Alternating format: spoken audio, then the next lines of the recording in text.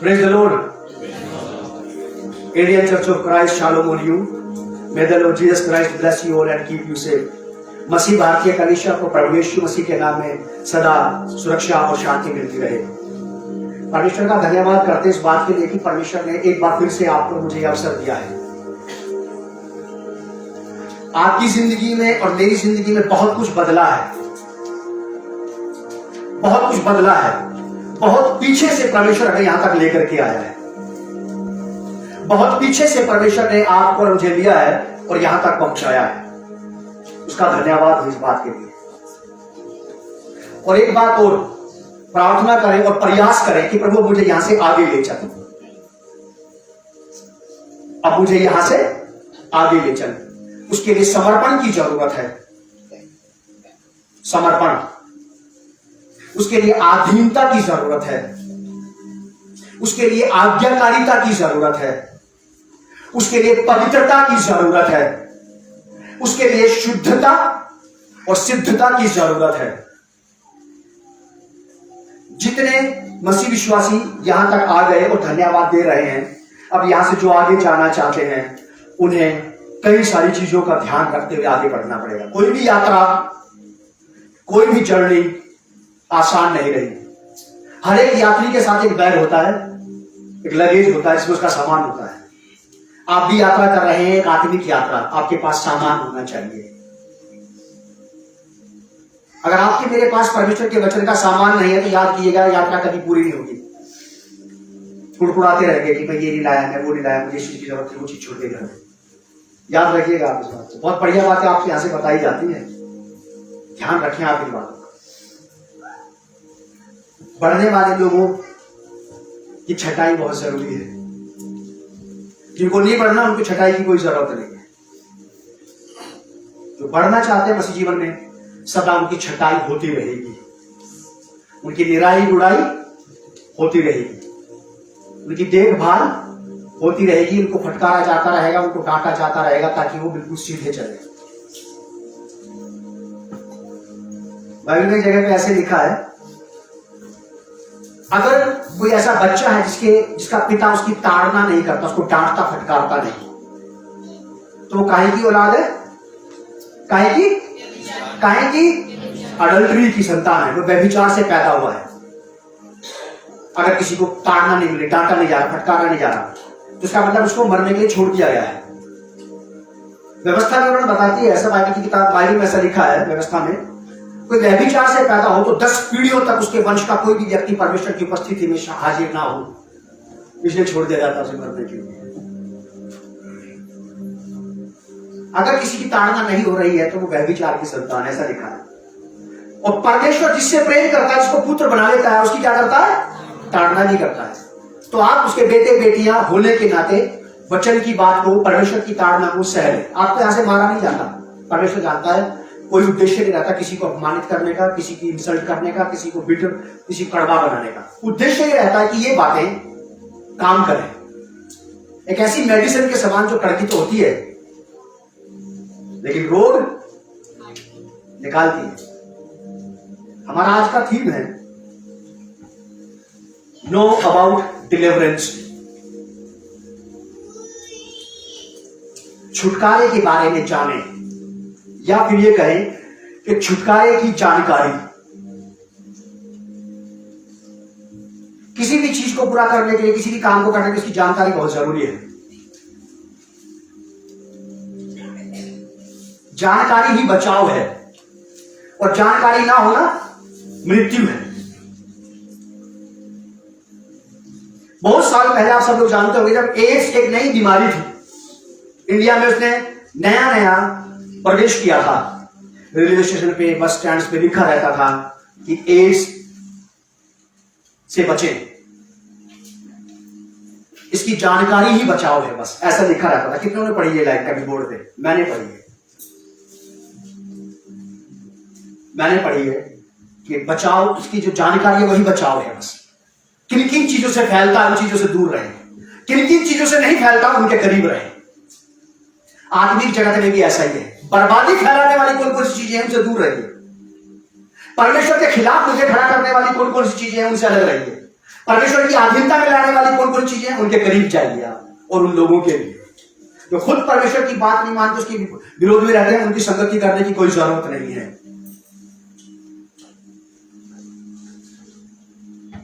Know about deliverance.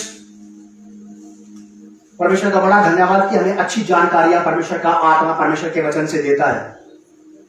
छुटकारे के बारे में जानकारी या छुटकारे को जाने, क्या है ये डिलीवरेंस और क्या नहीं है, हमारा थीम है ये आज का। और हमारा रीडिंग रेफरेंस है मरकुस रचित सुसमाचार उसका 5वां अध्याय 1 पद से 5 पद तक।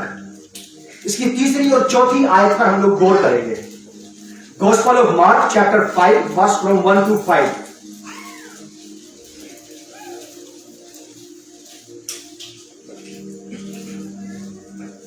बहुत मुझे अभी से अच्छा लग रहा है इसको प्रीच करने से पहले, क्योंकि होली स्पिरिट इसे मुझे समझा चुका है।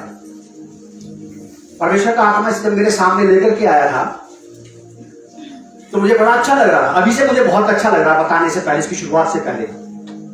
यहां लिखा है 5वां अध्याय मरकुस रचित सुसमाचार,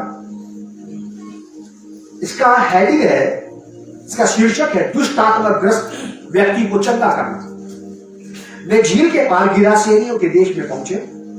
जब वह नाव पर से उतरा तो तुरंत एक मनुष्य जिसमें अशुद्ध आत्मा थी कब्रों से निकलकर उसे यानी कि यीशु मसीह से मिला। वह कब्रों में रहा करता था, गंदगी की सलाहट की जगह पे, जहां कोई लाइफ नहीं थी। वह कब्रों में रहा करता था और कोई उसे साकलों से भी बांध ना सकता था। साकलों से वह कब्रों में रहा करता था और कोई उसे साकलों से भी ना बांध सकता था, क्योंकि वह बार बार बेड़ियों और साकलों से बांधा तो गया था, पर उसने साकलों को तोड़ दिया और बेड़ियों के टुकड़े टुकड़े कर दिए थे और कोई उसे वश में नहीं कर सकता था। वह लगातार रात दिन कब्रों और पहाड़ों में चिल्लाता और अपने को पत्थरों से घायल करता रहता था। दुष्टात्माग्रसित व्यक्ति है ये।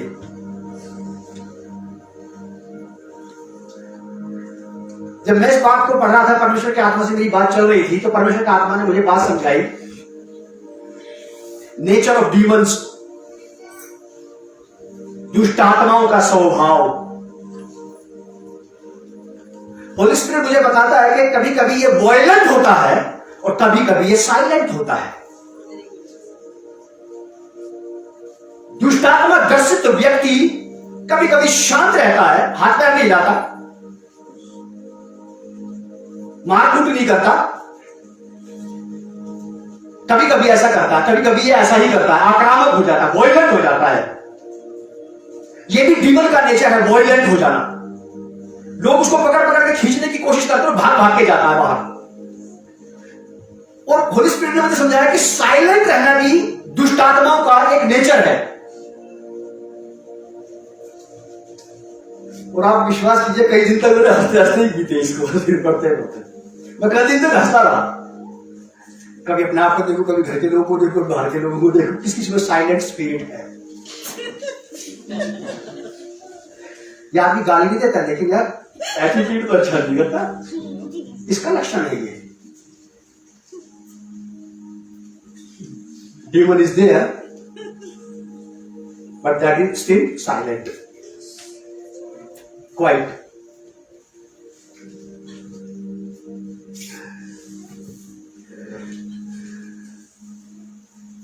किसी को चेक करने की जरूरत नहीं है, अपना अपना मीटर अपने पास लगाओ। बहुत बढ़िया बात। Nature of demons, violent and silent, दोनों उसके गुण हैं। आपने कभी ऐसे लोग देखे जो शराब पी के बहुत हल्ला गुल्ला करते हैं और घर की शांति भंग कर देते हैं और लड़ाई झगड़ा करते हैं, खूब मोहल्ले पड़ोस के लोगों को भी तंग करते हैं? देखे, मैंने देखे, मैंने झेले हैं। आपने कभी ऐसे लोग देखे जो शराब नहीं पीते, शराब से नफरत करते, कभी जीवन में शराब नहीं पीते, लेकिन हलचल मचा के रखते हैं पूरे घर के अंदर। किसने देखा है? किसने सिर झेला है? मैंने। है ना, ऐसे भी लोग होते हैं जो शराब नहीं पीते, बिना पिए ही ऐसा माहौल बना देते हैं, चीखने का, चिल्लाहट का, गाली का, अपशब्दों का, कि जिससे घर की शांति भंग हो जाए। बस पीता ही तो नहीं है, बाकी तो सारे गुण जिंदा है। समझना आप, बहुत सारे लोग सिर हिलाकर दुष्ट आत्माओं की एक्टिंग नहीं करते, लेकिन कई सारी बातों में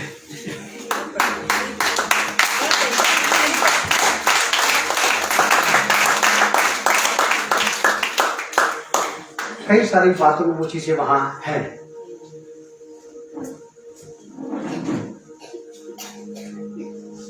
अक्सर एक डायलॉग चलता है, अगर जंगल शांत हो तो ये नहीं समझना चाहिए कि यहाँ टाइगर इज नॉट हियर। तुम घूम रहे होंगे, अचानक तुम्हारे सामने आ जाएगा। ठीक वैसे ही जरूरी नहीं है आदमी शांत हो सब कुछ सही, पहचानना पड़ेगा।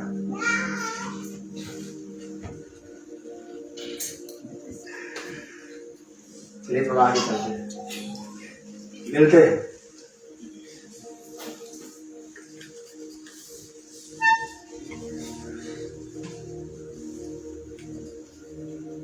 मरकुस रचित सुसमाचार 5वां अध्याय, उसकी 3री और 4थी आयत।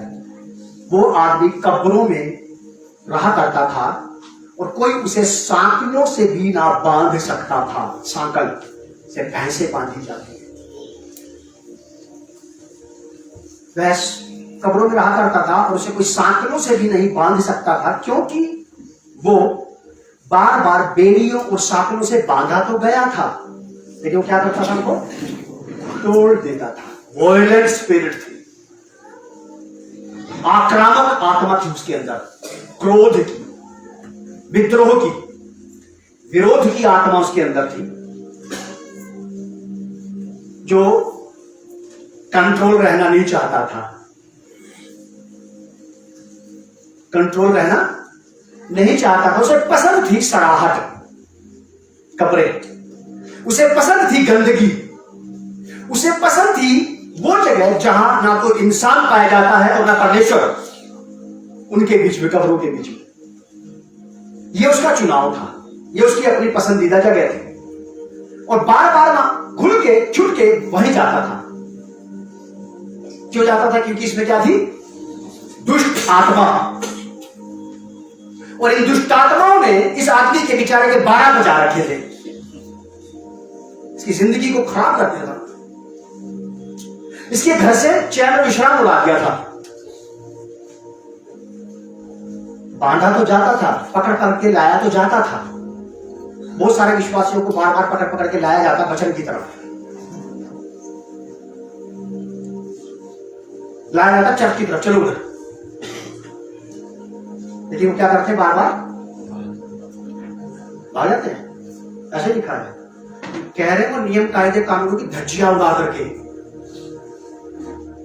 परमेश्वर के वचन को रौंद करके, उसके टुकड़े टुकड़े करके, उसकी इंसल्ट करके, उसकी बेइज्जती करके अपने आप को खुश करने के लिए वहां चले जाते हैं।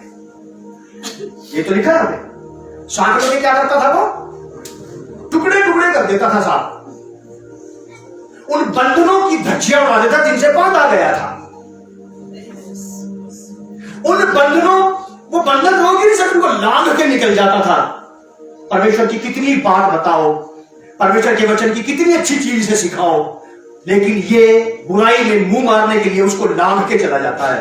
परमेश्वर के वचन को लांघ जाना निहायत अफसोस और शर्मिंदगी की बात है ये हर एक उस स्त्री और पुरुष के लिए जो कहलाता तो परमेश्वर का है, जो अपने आप में बनता तो प्रभु का है, लेकिन बार बार परमेश्वर के वचनों को लांघ जाता है केवल अपनी ख्वाहिश पूरी करने के लिए, अपनी इच्छा के अनुसार जीने चलने के लिए।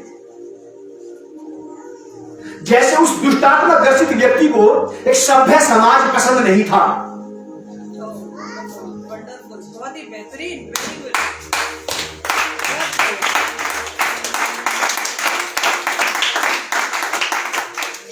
सुनना है आपकी वाली बात। जैसे दुष्टात्मा ग्रसित व्यक्ति को एक सभ्य समाज पसंद नहीं था और सारी दुनिया को, सारे समाज को, जिंदों की दुनिया को छोड़कर के मुर्दों में, सड़ाहट में, गंदगी में, जिनका समाज से, देश और दुनिया से कनेक्शन कट चुका था, वहां रहता था वो।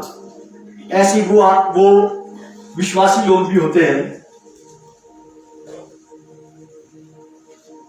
जो सभ्य समाज में रहना पसंद नहीं करते,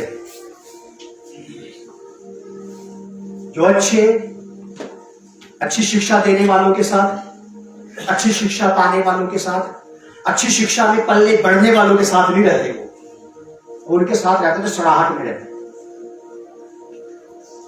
अब समझ वाली नहीं बात। दुष्ट आत्मा दो प्रकार से काम करते, तो वायलेंटली और किसी को देखने चेक करने की जरूरत नहीं है, कोई किसी को चेक ना करे।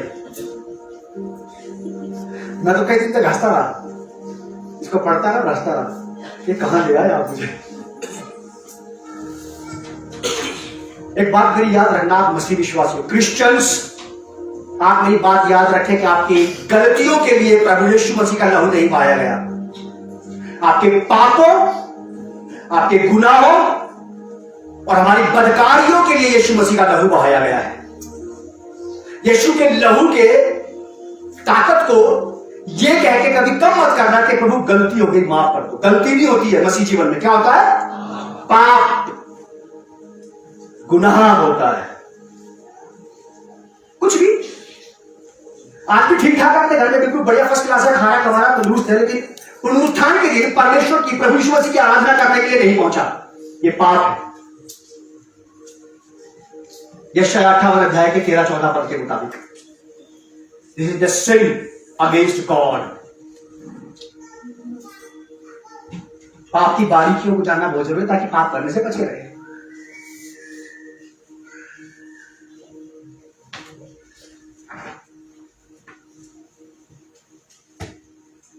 साइलेंट रहती है दुष्ट आत्माएं कुछ लोगों के अंदर, उनके स्वभाव में, उनके मन मिजाज में, उनके व्यवहार में। वो एक्टिविटीज प्रूव करती है कि ये नेचर ऑफ गॉड नहीं है, ये बिहेवियर ऑफ क्राइस्ट था ही नहीं, ये एटीट्यूड ऑफ होली स्पिरिट बिल्कुल नहीं था इस वक्त। किसका था ये? कोई है दिलदार व्यक्ति जो कह सके कि ये मेरे अंदर दुष्ट आत्मा का स्वभाव था? कोई नहीं ऐसा। गलती थी मेरी, पाप नहीं था। क्या थी मेरी? जो बाय मिस्टेक हुआ है। तुमसे मिस्टेक नहीं हो सकती, तुमसे तो डायरेक्ट सिन होगा बस।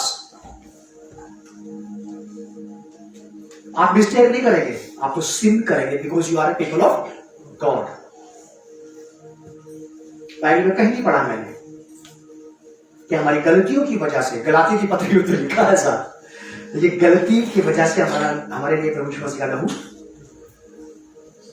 परमेश्वर की हर बात को टाल जाना पाप है। आदम ने कोई बड़ा भारी पाप नहीं किया था, कोई जिना नहीं किया था, उसने हत्या थोड़ा की थी। क्या किया था उसने? बस वो चीज खाई थी जिसको खाने के लिए परमेश्वर ने मना किया था, दैट वाज सिन। आपको और मुझे जो परमेश्वर का वचन करने के लिए कहता है वो नहीं करते, ये पाप। जो कहता करने के लिए ये करें और वो ना करें, ये पाप है। जो कहता कि ये मत करना और हम नहीं करते हैं, तो ये पाप नहीं है।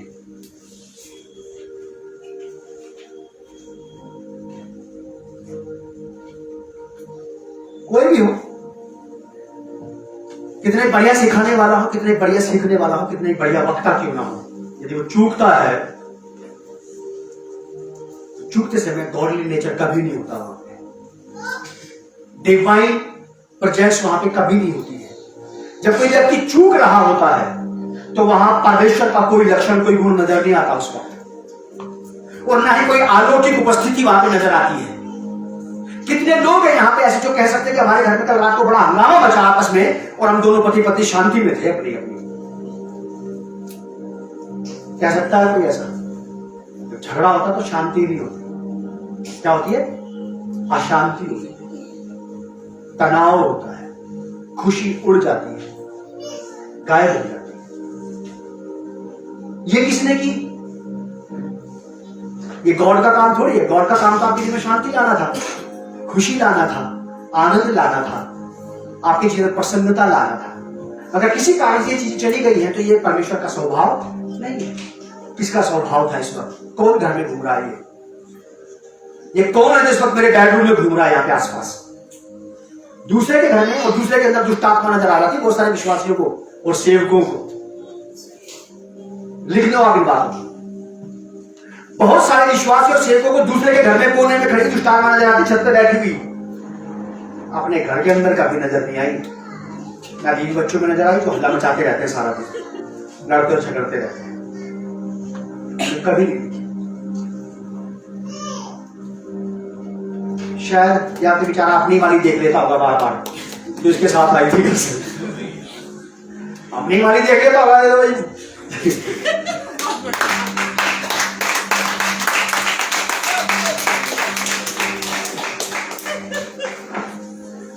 जहां कहीं प्रभु की बातों का निरादर हो रहा है वहां पे दुष्ट आत्माएं हैं।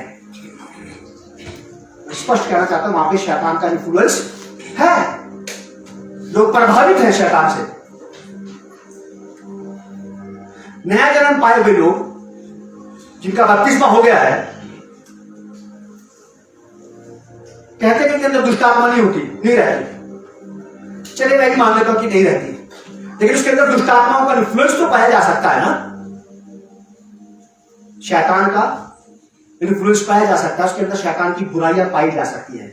पान के रूप में, बीड़ी के रूप में, सिगरेट के रूप में, शराब के रूप में, चरस के रूप में, गांजे के रूप में, सट्टे के रूप में, जुए के रूप में, व्यभिचार के रूप में, परिस्थिति गमन के रूप में, झूठ बोलने के रूप में, छल कपट के रूप में, आज्ञा ना मानने के रूप में, विरोध करने के रूप में, बात ना मानने के रूप में, अड़ियलपन के रूप में, कड़वाहट के रूप में, कई सारे रूप है ये।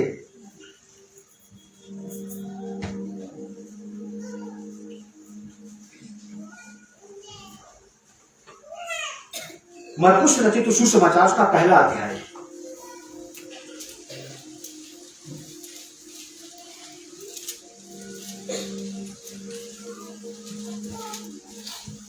इक्कीस पद से 25 पद तक। 21 से 25 दुष्टात्मा ग्रस्त व्यक्ति को चंगा करना। मरकुस रचित सुसमाचार एक अध्याय 21 पद से 25 पद तक। तब वे प्रभु यीशु मसीह और उसके लोग कफरनहूम में आए और वह तुरंत सबत के दिन आराधनालय में जाकर उपदेश करने लगा। प्रभु यीशु मसीह आराधनालय में, चर्च में जाकर उपदेश कर रहा था, मेरी तरह जैसे मैं बोल रहा हूं यहां से। और लोग उसके उपदेश से चकित हुए, क्योंकि वह उन्हें शास्त्रियों के समान नहीं परंतु अधिकारियों के समान उपदेश देता था, अथॉरिटी के साथ कि तुम्हें ऐसा करना ही है, या तो बदल जाओ।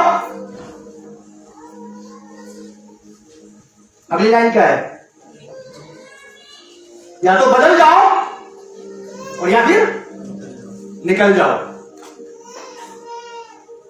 परमेश्वर तो यही चाहता है, या तो लोग बदले या चले जाए।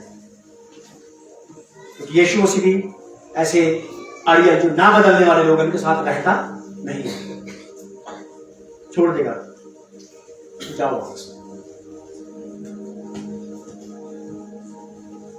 और उसके उपदेश से लोग चकित हुए, क्योंकि वह हमने शास्त्रियों के समान नहीं परंतु अधिकारी के समान उपदेश देता था। उसी समय बिल्कुल मूवमेंट पर 23वीं आयत, मरकुस रचित सुसमाचार पहला अध्याय 23वीं आयत। उसी समय उनके आराधनालय में एक मनुष्य था जिसमें एक अशुद्ध आत्मा थी। चर्च के अंदर बहुत सारे लोग ये कहते हैं कि चर्च में दुष्ट आत्मा नहीं आ सकती। यही निकली है बहुतों की, नहीं निकली है, बहुतों की हिली नहीं हुई है, चर्च नहीं हुई है, बहुतों में से यहीं से निकलती है, घर भी जाके निकल जाती है। या तो यहां निकल जाए, घर वाले लोग तुझे निकाल रहे हैं, तेरे पीछे पड़ गया। तो ये यहां पे ऐसा दिखा है कि उसी समय उनके आराधनालय में एक मनुष्य था जिसमें अशुद्ध आत्मा थी। उसने चिल्लाकर कही ये वाली बात। चिल्लाना क्यों चिल्लाया ये आदमी? इसके अंदर चिल्लाने वाली स्पिरिट थी। घर में कई बार करते हैं लोग ऐसा, आप समझ जाइए बोलता है कौन सा वाला है इस वक्त। बच्चे भी डर गए, बच्चे पापा को देख रहे हैं, मम्मी बच्चों सवाल करो, चलो तुम्हारे पापा रूप बदल गया। तो की आवाज भी बदल जाती है, स्पिरिट वालों की आवाज बदल जाती है। कुछ ही लोग समझते हैं केवल इस बात, फेस बदल जाता है, समझ में आता है कि दुष्ट आत्मा है इस पर। बहुत सही। डिलीवरेंस बहुत अच्छी चीज है, मजा आता है इसको करने में और समझने में।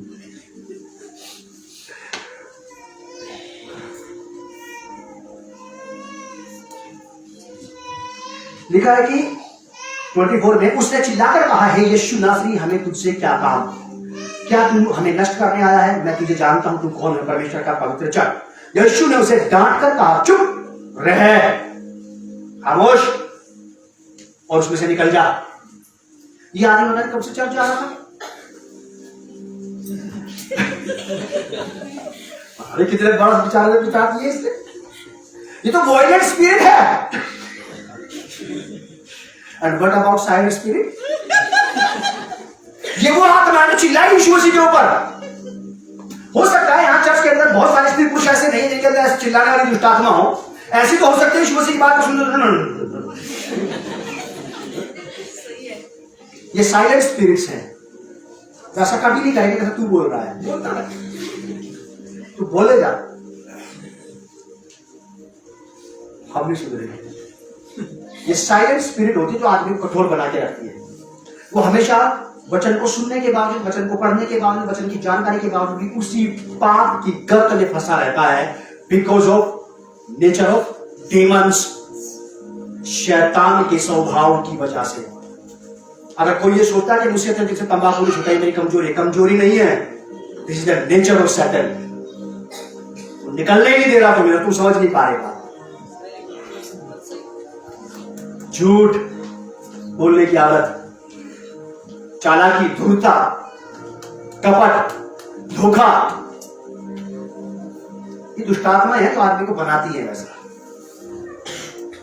स्वर्गीय आत्माएं भी हैं, शांति की आत्मा, आनंद की आत्मा, उद्धार की आत्मा, सेवा टहल करने वाली आत्मा, आपके लिए शैतान से लड़ने वाली आत्माएं, स्वर्गदूत। अगर परमेश्वर के पास आत्माओं का हुजूम है तो याद रखिएगा शैतान के पास भी आत्माओं का हुजूम है। दोनों के पास अपने अपने नुमाइंदे हैं, ऑर्डर करते और ज्यादा काम करते हैं। ध्यान दो, ध्यान दो, ध्यान दो। यहां का एक एक पल इग्नोर करने के लायक नहीं होता। एक एक शब्द इग्नोर करने के लायक नहीं होता, क्योंकि आप टाइम, एनर्जी और मनी खर्चा करके यहां पे आए हैं। आप आए हैं अपने घर से पेट्रोल खर्चा करके, 10, 20, 30, 50 का कोई तो पेट्रोल लगा, बस में आए होंगे आप, लोकल ट्रांसपोर्टेशन से आप यहाँ आए हैं, अपना समय आपने दिया है, पैसा भी आपने लगाया है, आप बड़े ध्यान से सुन रहे हैं। और सुनने के बावजूद भी ये बातें जीरो हो जाएंगी तो सबसे बड़ा नुकसान किसका है? मेरा मतलब कि हमारा, हमने सुना तो लेकिन हम समझ नहीं पाए। तो ये आदमी साइलेंट था, आराधना करता था, चर्च जाता था, टाइट देता था, ऑफरिंग देता था, लेकिन इसके अंदर दुष्ट आत्मा थी। अब एक दूसरे को आपस में शक्ति देने के बदले ही गए। मैंने ये नहीं कहा, ऐसा मत करना, पति पत्नी दूसरे को बैठते नहीं कर। हाँ, होशियार रहिए, घर में, बच्चों में, पति में, पत्नी में स्वभाव किसका चल रहा है, किसका व्यवहार है, किसकी एक्टिविटीज है, ये सोच के मत छोड़ देना कि नहीं मेरा पति बहुत अच्छा, लेकिन कभी कभी जब लगा लेता तब हल्ला करता है।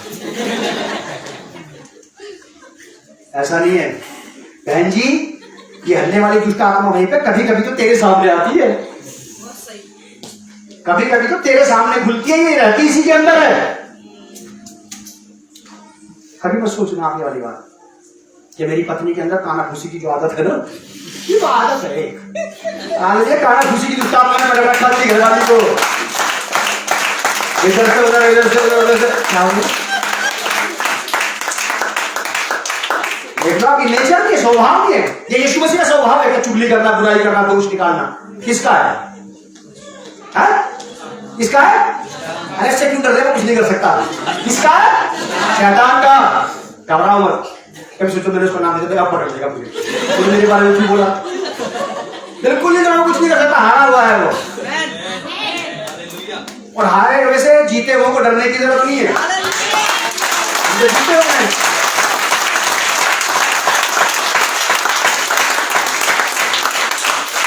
हम जीते हुए को हारे हुए को डराना है। ये बहुत अच्छी बात मैं आपको बता रहा हूं कि परमेश्वर के हृदय की बात है, जिसने अपने आत्मा के द्वारा से यहां तक पहुंचाई, ताकि मैं आपको बता दूं एक भी बुरी आदत, बुरा स्वभाव, बुरा चाल चलन, बुरा व्यवहार, ये चाहे आप कितनी बढ़िया अन्य भाषाएं प्रार्थना करने वाले हो, कितनी भविष्यवाणियां करने वाले हो, अगर तंबाकू दबा के गले होठ के नीचे घूमते हैं तो ये सैटनिक नेचर है। इस वक्त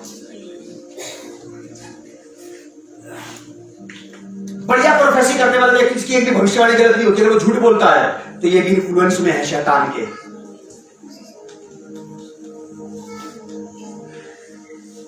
छोटी सी बात पूरे मसीह जीवन पर कलंक लगा देगी।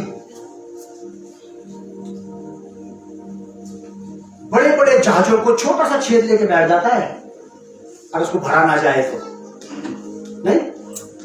बड़े बड़े पानी के जहाजों को उसके तले में अगर छेद हो जाए तो छोटा सा छेद क्या करता है, उसको लेके बैठ जाता है। आपको और मुझे इस संदेश के अनुसार होशियार होना चाहिए कि मेरे घर में, मेरी पत्नी में, मेरे बच्चों में, मेरे स्वभाव में, मेरे व्यवहार में, मेरे लेन देन में किसी प्रकार से कोई नरकीय अवगुण तो नहीं पड़ रहा है। मैं किसी नरकीय अशुद्धता की को तो प्रोटेक्ट नहीं कर रहा हूं आदत के रूप में, गलती के रूप में। ये तो गलती है, गलती नहीं है, ये पाप। और आपको अपने परिवार के लोगों की पाप और बुराई में पर्दा नहीं डालना चाहिए, उसको उजागर करना चाहिए यीशु मसीह के सामने जाकर के कि प्रभु मेरी पत्नी के अंदर ये बहुत बड़ा दोष है, इसको हटाओ। प्रभु मेरे पति के अंदर बहुत बड़ी खामी है ये वाली, इसको निकाल दो मेरे पति के अंदर। हाँ तो किसी को पता नहीं, मुझे मत बताना, किसी को बताना, लोग तमाशा बनाएंगे, लोग के सुनते हंस के उड़ाते हैं। या अगर आपको किसी के ऊपर विश्वास हो उसको बताओ, नहीं तो मत बताओ। परमेश्वर से जरूर कहना अपने बच्चों के बारे में, मेरे बच्चों को सुधार दो प्रभु, उनके अंदर पाप पल रहा है।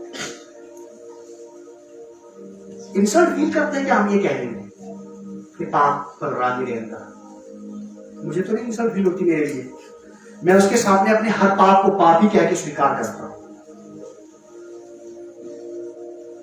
क्योंकि वो भी मुझे अपनी ब्लेसिंग के रूप में ब्लेसिंग ही देता है। वो मेरे साथ धोखा नहीं करता कि ब्लेसिंग क्या करके कुछ और दे दिया, अकेले ले जाता। बहुत बढ़िया, बहुत सही,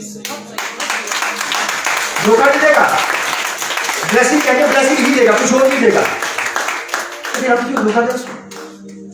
पाप करके गलती माफ कर दो प्रभु जी। रूप बदल दिया हमने, उसका वेट उतना ही है आज भी। हमने केवल नक्शा बदल दिया पाप का अपने, लेकिन उसका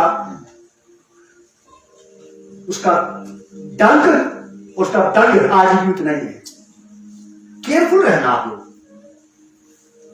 बच्चे होशियार अपने माँ बाप से कह सकते पापा ये स्वभाव ठीक नहीं है, हम मसीह लोग हैं। बच्चे अगर समझदार है तो मम्मी को बोल सकते मम्मी ठीक चीज नहीं है।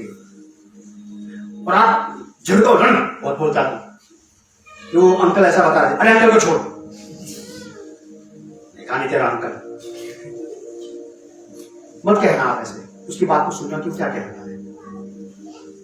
छोटी सी एक जरा सी बात आपके पूरे जीवन के रुख को बदल के रख देगी, अच्छाई में भी और बुराई में भी। ये आदमी पता नहीं कब से चर्च जा रहा था। हो सकता है कि ये सेवक भी होगा, आज के युग में कोई सेवक भी हो सकता है जो झूठ छल कपट चोरी चालाकी से काम करता, साम दाम दंड भेद सब कुछ का इस्तेमाल करके बढ़ता चला जाता है आगे।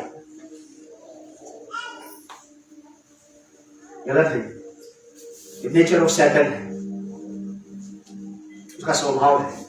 याद रखिएगा, दो प्रकार से शैतान का स्वभाव काम करता है, तो वायलेंट होकर के, ज्यादा आक्रामक होकर, काबू से बाहर होकर के, और एक होता साइलेंट होकर के। कई बार मसीह विश्वासी लोग परमेश्वर के वचन के नियम कायदे कानून को तोड़ करके आगे निकल जाते हैं। परमेश्वर का वचन बताता है हमें कि हमें ऐसे नहीं करना चाहिए, लेकिन हम वैसा ही करके आगे निकल जाते हैं। तो हमने इन बेड़ियों को जो हमें जीवन दे सकती थी, ये साथ परमेश्वर के वचन का बंधन हमें जीवन दे सकता था, शांति दे सकता था, आनंद दे सकता था, खुशियां ला सकता था हमारे जीवन के अंदर, इसकी अधीनता सदा ही आनंद लाएगी।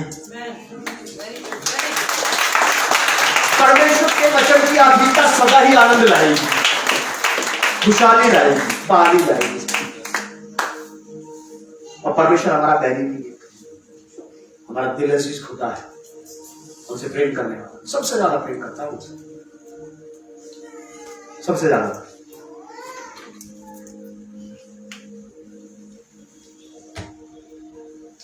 आज्ञाकारिता और अनाज्ञाकारिता, अधीनता और उग्रता, मानना और ना मानना, ये सब स्वभाव हैं शैतान के, दुष्ट आत्माओं के। अनियंत्रित हो जाना, आउट ऑफ कंट्रोल हो जाना, नेचर ऑफ सैटन है ये। इसीलिए इससे अगर बचना है तो नियंत्रित रहे, कंट्रोल में रहे। नियंत्रित रहना और अनियंत्रित कभी मत होना। नियंत्रित रहे, हम नियंत्रण में रहे, कंट्रोल में रहे, तो हम आउट ऑफ कंट्रोल होने से बच जाएंगे। कंट्रोल में रहे, अधीनता में रहे, तो आक्रामक होने से बच जाएंगे। लास्ट की 2 बातें कहते हैं, खत्म करूंगा, मेरे साथ निकाल दिया। फिर क्या है इसका बचाव? बचाव क्या है? बचाव केवल यही है, परमेश्वर के कंट्रोल में आ जाना।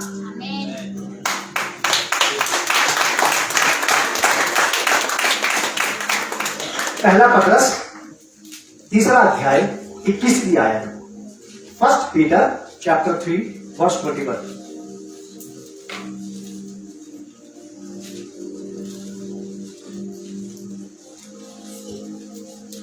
प्रेरित पतरस,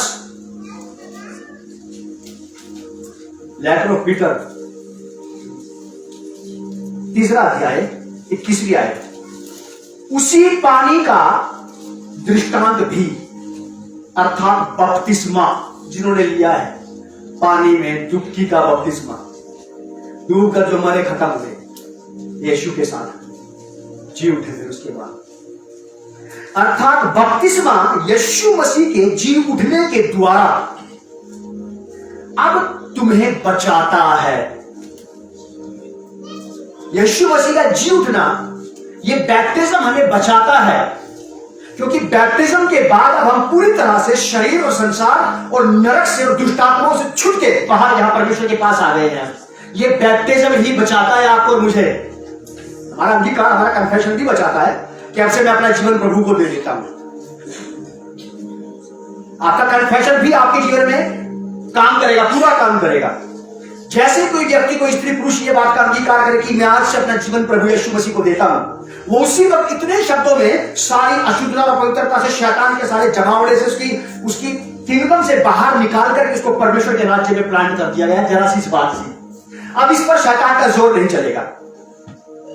लेकिन एक ऐसे मन फिराए व्यक्ति को बैप्टिज्म लेना भी जरूरी है, जो विश्वास करे और बपतिस्मा ले।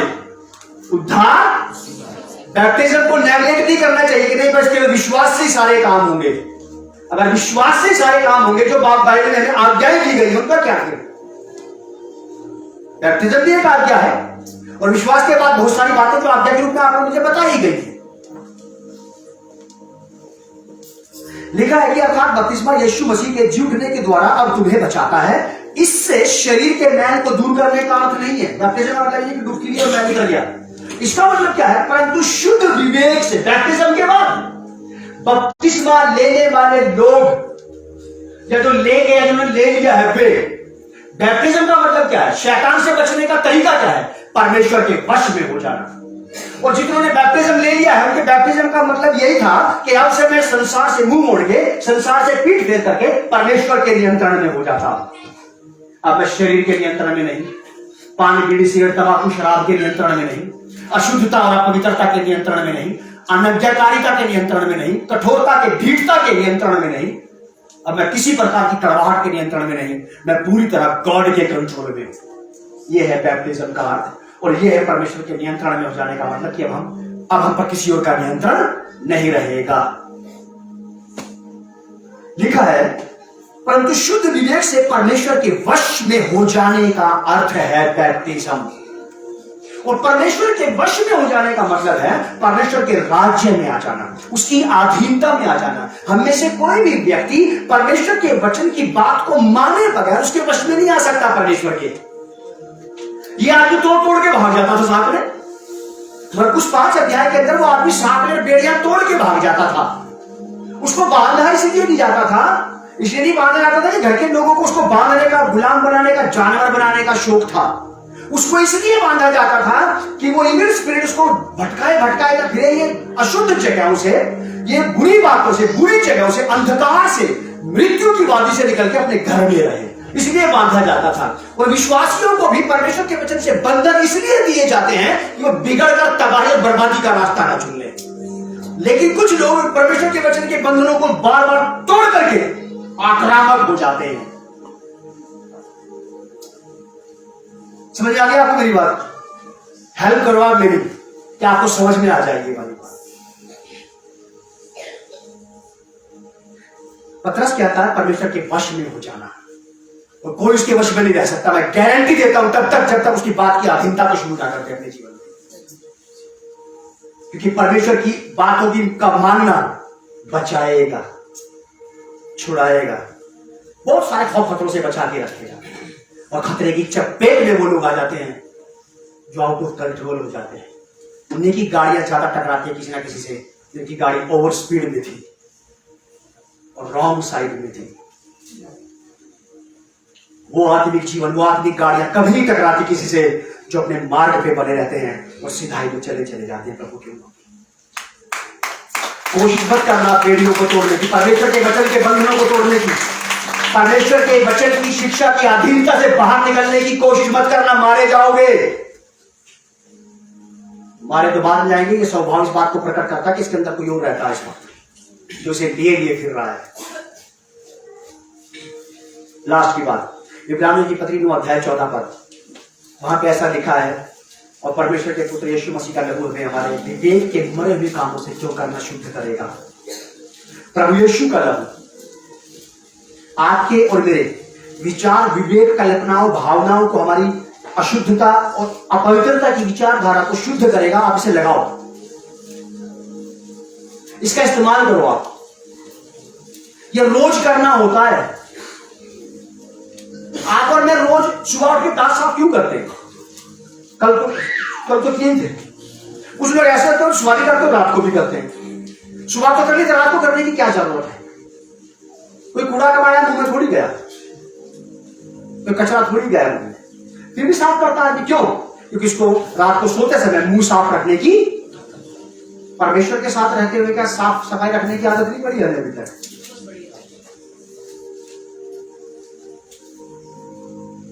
जिन लोगों का हैबिट पड़ गई है ना रात को सोने से पहले दांत साफ करने की, वो बिना दांत साफ के सो नहीं सकता, चाहे रात के 12 बज जाए, वो करके ही मानेगा कि मैं टेस्ट करूंगा फिर सोऊंगा।